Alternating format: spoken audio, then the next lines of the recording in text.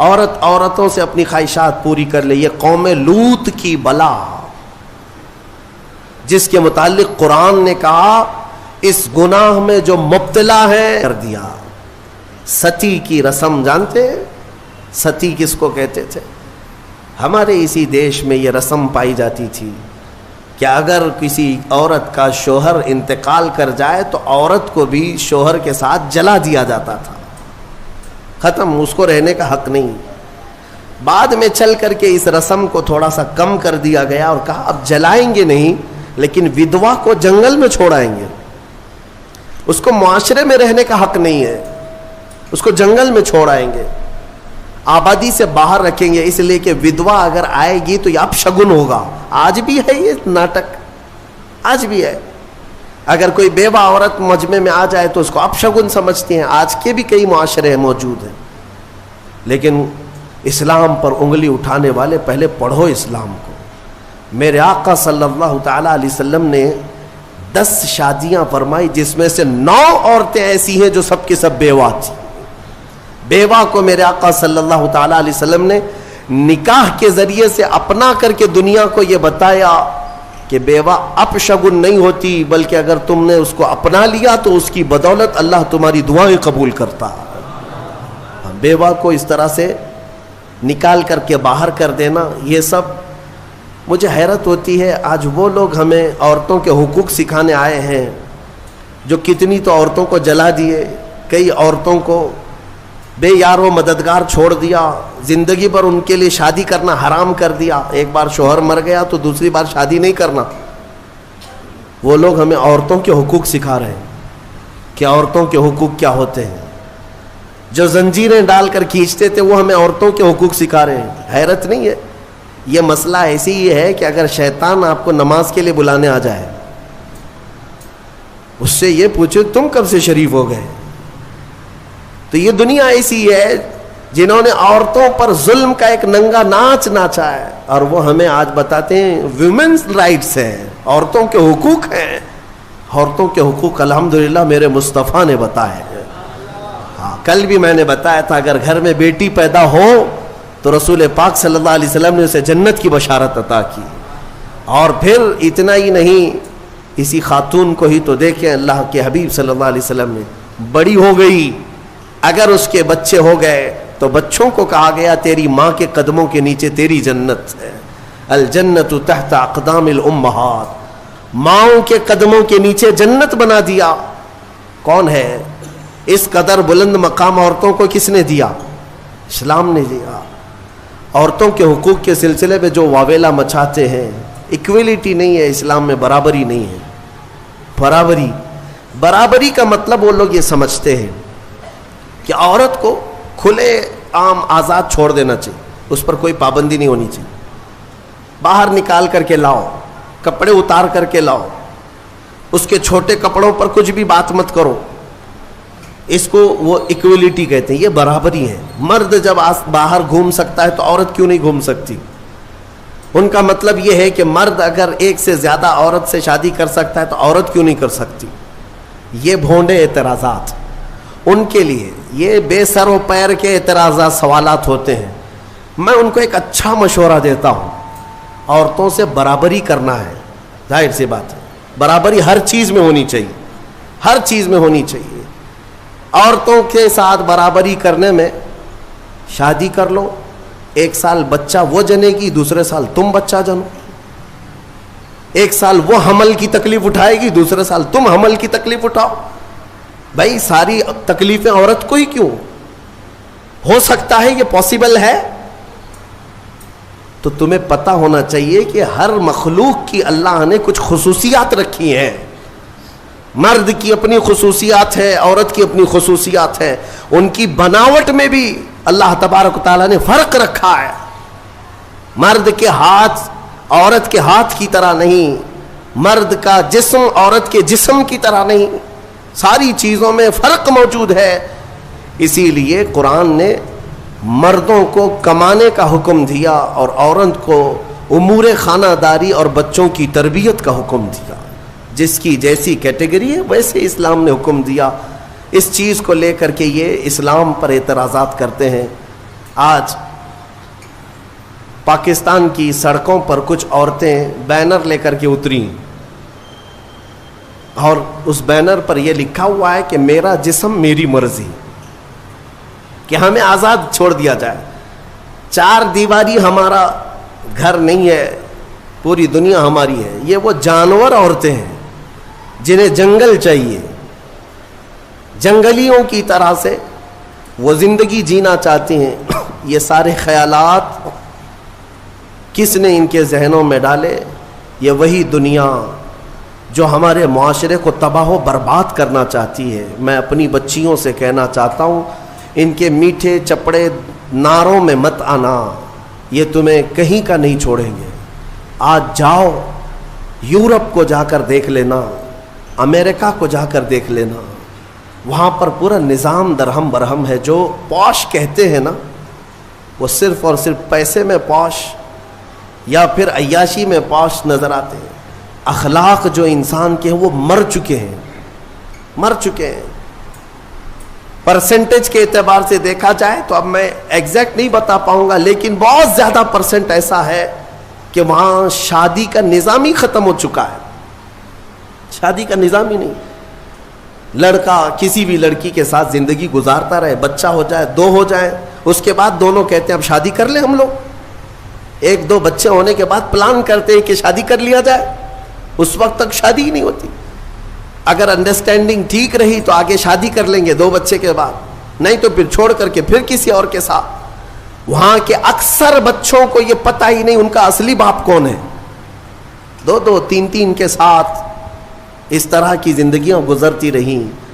میرا دین یہ نہیں ہے، میرے دین کی خصوصیت یہ ہے کہ اسلام نسب کی حفاظت کرتا ہے، نسب کی حفاظت کرتا ہے۔ آپ کو پتہ ہے اسلام کا یہ جو نظام ہے، ایک انگریز نے کہا، اس نے ریسرچ کر کے کہا، عورت کو اگر کسی نے طلاق دے دیا، توجہ چاہتا ہوں، اگر کسی نے طلاق دے دیا تو اس کی عدت کیا ہے؟ وہ عورت دوسرے مرد سے اگر نکاح کرنا چاہے تو کب کرے گی؟ ادھر فوراً زید نے طلاق دے دیا، دوسرے دن دوسرا شادی کر سکتا ہے؟ عدت ہے نا، آپ کو پتا ہے عدت کیا ہے؟ یہ عدت کیا ہے؟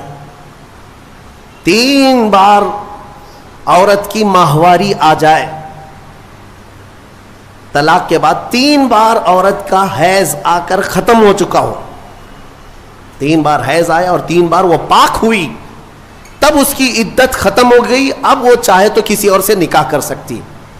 یہ طریقہ ہے شریعت اسلامیہ میں۔ یہ کیوں رکھا گیا؟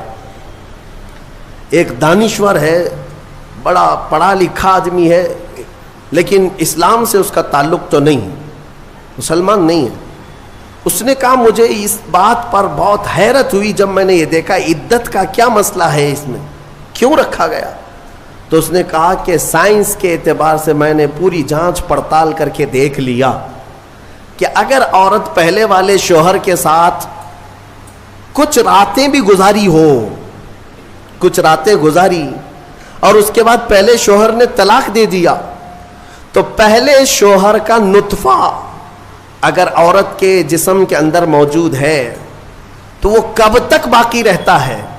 تو سائنس کہتی ہے 3 بار عورت کو اگر ماہواری آ گئی تو پہلے والا سارا نطفہ پاک ہو چکا ہوتا ہے، پہلے والے کا کچھ بھی ذرہ بھی باقی نہیں رہتا، اب وہ پوری مکمل کلین ہے، تب جا کر کے وہ دوسرے شوہر کے لیے تیار ہے، دوسرا نکاح کر سکتی ہے۔ میرے عزیزوں، یہ میں نہیں کہتا، غیروں نے جو پڑھا ہے وہ کہتے ہیں کہ اسلام نے یہ عدت کا جو نظام رکھا ہے وہ صرف اس لیے کہ آنے والا بچہ اس کے نسب میں کوئی اختلاط نہ ہونے پائے، نسب میں کوئی اختلاط نہ ہونے پائے، عورتوں کی بھی حفاظت اور بچوں کی بھی حفاظت۔ الحمدللہ مجھے فخر ہے اس بات پر کہ دین اسلام نے یہ پاکیزہ نظام رکھا ہے، پاکیزہ نظام۔ آپ کو پتا ہے آج دنیا یہ سارا نظام درہم برہم کرنا چاہتی ہے۔ ہاں، جو ماڈرن کلچر کے دل دادا ہیں ان سے میں کہتا ہوں جاؤ ذرا یورپ کو دیکھو، انہوں نے شادیوں کا نظام ختم کر دیا۔ شادیوں کا نظام ختم کرنے میں کئی چیزیں ان کے ساتھ آئی، میں بتاتا ہوں آپ کو. ایک سسٹم ہے جو کام کر رہا ہے, شیطان کے پجاری ہیں وہ, ڈیول ورشپرز, شیطان کے پجاری. وہ صحیح طریقے سے جو نباہ ہوتا ہے اس کو ختم کرنے پر لگی ہوئی ایک ٹیم ہے, ایک پوری ٹیم کام کرتی ہے. وہ مردوں کو عورتوں سے دور رکھیں, عورتوں کو مردوں سے, یا اگر رکھیں تو ناجائز طریقے سے رکھیں. اس کے لیے کیا کیا طریقے اپنائیں. میں 2 سال قبل شاید یا 3 سال قبل کی بات ہے, شب قدر میں نے اس کو عرض کیا تھا. پورا نظام جو یہ معاشرتی جو نظام ہے, ازدواجی جو نظام ہے, اس کو مار ڈالا ہے یورپ کے کئی کلچرز نے. کیا کیا جانتے؟ مردوں کو خود اپنے ہاتھوں سے تسکین حاصل کرنے کے طریقے سکھا دیے کہ عورت کی ضرورت ہی نہ پیش آئے. اپنے ہاتھوں سے شہوت کو پورا کر لو, خواہشات پوری کر لو. اس کے لیے انہوں نے کھلونے بنائے, آلے بنائے, ساری چیزیں بنائی تاکہ شادی کا نظام ہی نہ رہے. عورتوں کو بھی اسی طرح سے تباہ و برباد کر دیا کہ عورتیں بھی اس نظام میں نہ آئیں. وہ اپنی جسمانی خواہش پوری کرنے کے لیے وہ پلاسٹک کا بھی سہارا لے لیں, کسی بھی دوسری چیزوں کا سہارا لے لیں. میں نے جب یہ پڑھا کہ باہر کئی جگہ پر مارکیٹ میں باضابطہ سلیکون کی پوری عورتیں ملتی ہیں, پورا کا پورا مرد ملتا ہے. سلیکون ایک ربر ٹائپ کا, اس کا پورا خوبصورت مرد بھی بنایا جاتا ہے, خوبصورت عورت بھی بنائی جاتی ہے, تاکہ جسے اپنی جسمانی خواہش پوری کرنا ہو تو ان کھلونوں کے ساتھ پورا کر لے اور اپنے آپ کو تباہ و برباد کر لے. ہوگا کیا اس سے؟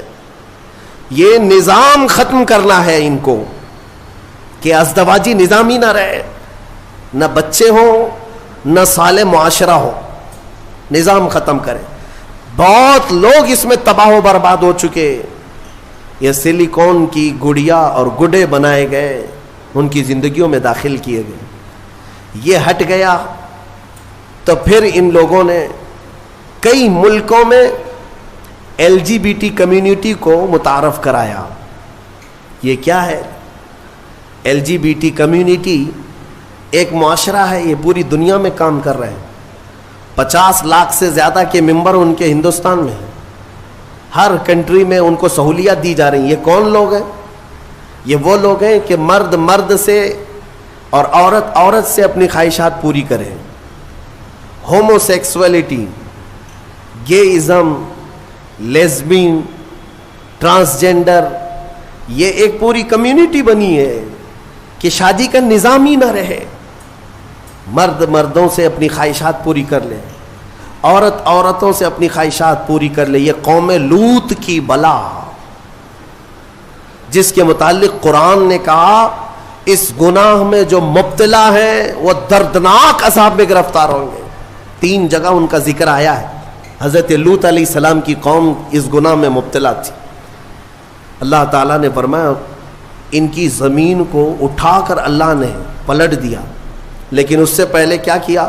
وَأَمْطَرْنَا عَلَيْهِمْ حِجَارَةً مِّن سِجِّيلٍ, نوکیلے پتھروں کی بارش کی گئی تھی ان پر.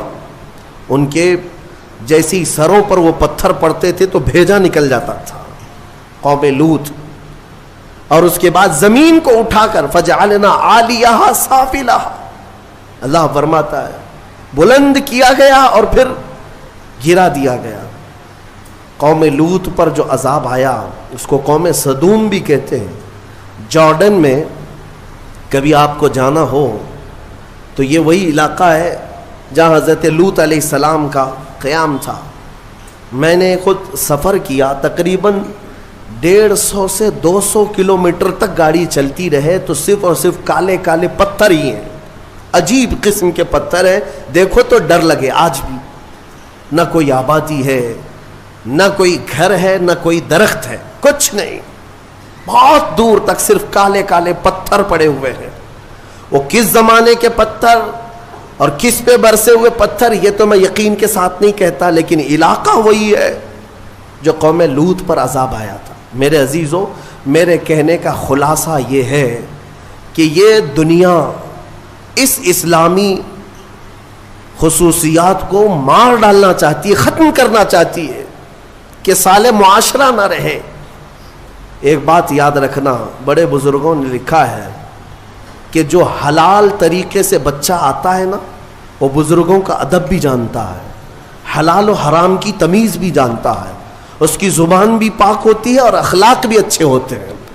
اور جو حرام طریقے سے دنیا میں آیا ہے تو پھر اس کے اندر اس کے کیریکٹر بہت خراب بھی ہو جاتے ہیں. شیطانی چکر کا وہ ایک پورا کا پورا وہ نظر آتا ہے, پیکر نظر آتا ہے. بہرحال عورتوں کے متعلق مجھے بات یہ عرض کرنی تھی کہ اللہ تبارک و تعالیٰ نے ان کے پورے حقوق یہاں پر شریعت میں ہمیں عطا کیے ہیں. بعض لوگ ایک سوال یہ کرتے ہیں کہ جب وراثت بانٹتے ہیں تو مرد کو 2 حصے, عورت کو 1 حصہ کیوں؟ آپ نے سنا ہوگا نا کہ عورت کو آدھا, مرد کو 1. یا تو اس کا دوسرا معنی ایسے ہی ہے کہ اگر کسی باپ کا انتقال ہوا, اس کے گھر میں 2 بیٹے اور 2 بیٹیاں تھیں, 2 بیٹے 2 بیٹیاں تھیں, تو مال کیسے تقسیم ہوگا؟ 3 حصوں میں تقسیم ہوگا. ایک حصہ دونوں بیٹوں کو دیا جائے گا اور ایک حصہ جو بچا ہے وہ آدھا آدھا لڑکیوں میں دیا جائے گا, آدھا آدھا دونوں لڑکیوں کو دیا جائے گا. یعنی 4 اولاد تھی تو 3 حصوں میں بانٹا جائے گا, ایک حصہ لڑکے کو اور آدھا آدھا لڑکی کو.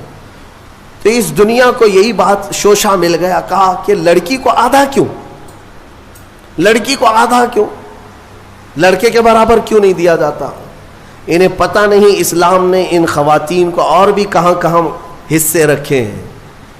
یہ لڑکی کا باپ کی طرف سے ملنے والا آدھا حصہ ہے, یہ اپنے بھائی کے برابر نہیں, آدھا. لیکن جہاں یہ نکاح کر کے جاتی ہے اس کے شوہر سے بھی اس کو وراثت دی گئی ہے. عورت کو اس کے شوہر کے گھر سے بھی وراثت ہے, باپ کے گھر سے بھی وراثت ہے. یہ دنیا کہتی ہے کہ ہم نے عورتوں کے حقوق مارے ہیں. تم وراثت کے احکام پڑھے کہاں ہو, معلوم کہاں ہے؟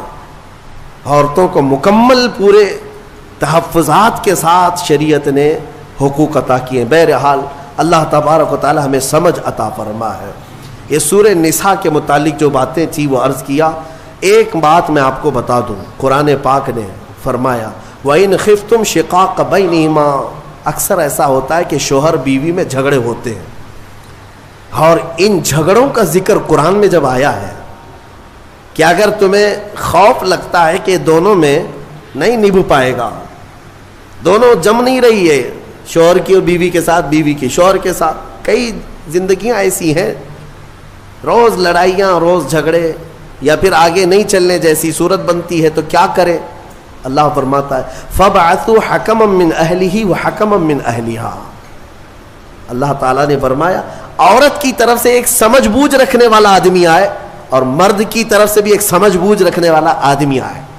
ان یریدا اصلاحا یوفق اللہ بینہما.